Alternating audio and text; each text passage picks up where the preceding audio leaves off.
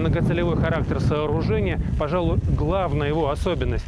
И дело не только в том, что на одном уровне здесь могли играть в хоккей, а на другом слушать выступления советских поп-звезд. Решалась еще и важная градостроительная задача – выход к морю. Многолетняя застройка прибрежной полосы Таллина привела к тому, что в центре города практически не осталось открытого доступа к воде.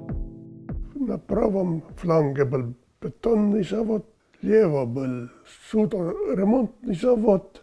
У меня был вот такой промежуток, и туда надо было поставить это здание и еще сделать так, что люди могли бы идти к морю. Под обширными лестницами и обращенными к морю и городу смотровыми площадками должна была разместиться инфраструктура. Про ледяную арену сегодня мало что известно, она под замком. А вот в концертный зал периодически пускают экскурсии. Его вид приводит в оторопь тех, кто попадает сюда впервые.